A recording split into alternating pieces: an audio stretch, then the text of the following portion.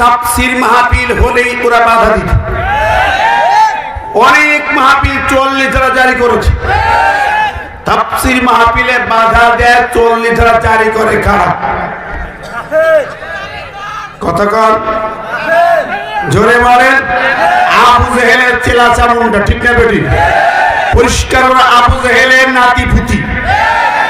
আমার কথাটা কোরআন বলছে, وقال الذين كفروا لا تسمعوا لهذا القرآن والغوا فيه لعلكم تغلبون।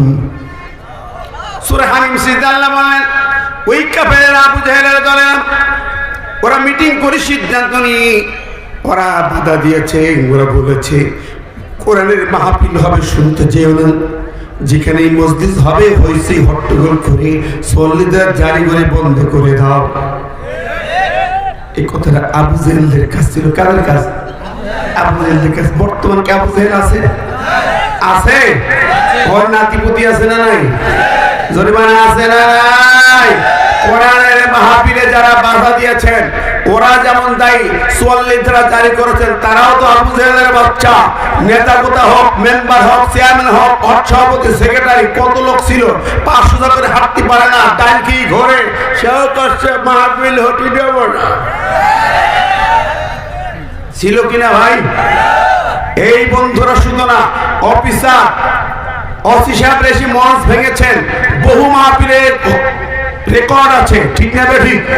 তারা হলো শুধু আবু জেহেলের জাত নয়। শোনেন, কোরআন বলতুল্লিম বাদা যালিকা জানিম, যারা কোরআনের মঞ্চে বাধা দেয়, আল্লাহর বিধানের কথা বলতে বাধা দেয়, ওরা শুধু আবু জেহেলের অনুসারী তা নয়, ওরা হলো বিজম্মা, যার সন্তান। কোরআন বলেছে আমার কথা না। সুতরাং এই কথাগুলো আমার বলার কারণ হলো, যারা ওদের সহযোগী সাপোর্টার এলাকায় ঘুমিয়েছিলেন, চুপ করেছিলেন, ভাবতেন হুজুর আমরা তো দেখিনি। কে বলেছে? আল্লাহ বলেন, মান ইয়াশফা শাফাআতান হাসানাতান ইয়াকুন লাহু নাসিবুম মিনহা ওয়া মান ইয়াশফা শাফাআতান সাইয়্যাতান ইয়াকুন লাহু কিফলুম মিনহা।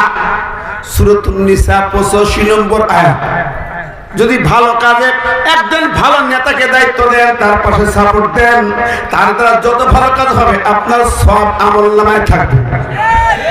কিন্তু যদি খারাপ একজন লিডারকে দায়িত্ব দেওয়া হয়, খারাপ কাজে সাপোর্ট দেওয়া হয়, ওর দ্বারা যত খারাপ কাজ হবে প্রতিটা খারাপ কাজের গুনাহ সে যেমন পাবে, ওই গুনার ভাগিদার সাপোর্টার ভোটারও পাবে, সাপোর্টারও পাবে, তার আমলনামা ভরে যাবে ওই গুণে। সাইদি সাহেবকে মেডিকেল কিলিং করে হত্যা করা হয়েছে। আমি বাড়ি আল্লাহ কাছে গেল, ভাববো আমি তো করিনি, করেছে তারা বুঝুক না। আল্লামা সাইদি কাশিমপুর কারাগার থেকে সুস্থ মানুষ নিয়ে আসা হয়েছে, তাকে মিথ্যা প্রতারণা দেওয়া হয়েছে, আপনাকে ছেড়ে দেওয়া হবে। উনি সবার কাছ থেকে বিদায় নিয়ে এসেছেন, কাশিমপুর জেলখানার লোকজনের কাছ থেকে তারা সাক্ষী দিয়েছে। পিজি হাসপাতালে আনছেন, এই ইকো বন্ধ করে দে, ডাইরেক্ট সাউন্ড। উনি পিজি হাসপাতাল তখন হাসতেছেন, সবাইকে তোমরা অনেক কষ্ট করছো, তোমাদের ধন্যবাদ, জাযাকাল্লাহ, দোয়া করতেছেন। তারপরে তাকে ভিতরে নিয়ে যাইয়া ইনজেকশন পুশ করলো। নার্স বলছে তো মরার ইনজেকশন রাখো, মারা ইনজেকশন। এই যে মেডিকেল কিলিং করে হত্যা করা হলো, ডাক্তার জামান, ডাক্তার পবিত্র নাপাক, এরা তো দায়ী, হারামজাদা গুলো দায়ী তো আছেই। এর নেতা নেত্রী, ডাইনি বুড়ি রক্তচোষা, মন্ত্রী পরিষদ, এমপিরা, এলাকার নেতারা কেউ এই দায়িত্ব থেকে বাদ যাবে না, ঠিক না বেঠিক? এরপরে ওদের ওই নেতাদের সাপোর্টার যারা দলের সাধারণ গ্রামের মানুষ, সেও এই গুনাহ থেকে বাদ যাবে না। সেও আল্লামা সাইদের খুনি, আল্লামা সাইদের মেডিকেল ক্লিনিক খুনি, তওবা করে ফিরে না আসলে তুমি কিয়ামতের মাঠে সাইদের খুনি হয়ে তোমাকে দাঁড়াতে হবে। কথা বলেন। আল্লামা সাইদিকে মেরেছেন এই জমিনে, তিনি বলেছেন আমার মারা হলে পরে আমার রক্ত ঝরার 1 বছরের ভিতরে শরীরে চার পালানোর জায়গা খুঁজে পাবে না। অক্ষরে অক্ষরে খেটেছে, এখন বিচার হবেই হবে। এই বাংলার 18 কোটি মানুষ তাকে ভালোবাসে। আমরা সাইদি মুক্তি পরিষদের দায়িত্ব পালন করতে দিই, রুল কুদ্দুস ভাই সামনে অনেক কাজ করেছি। আমরা বলতে চাই, আমরা আল্লামা সাইদ রুহানি সন্তান, আমরা তার হত্যার বিচার চাইব। তার বিচার না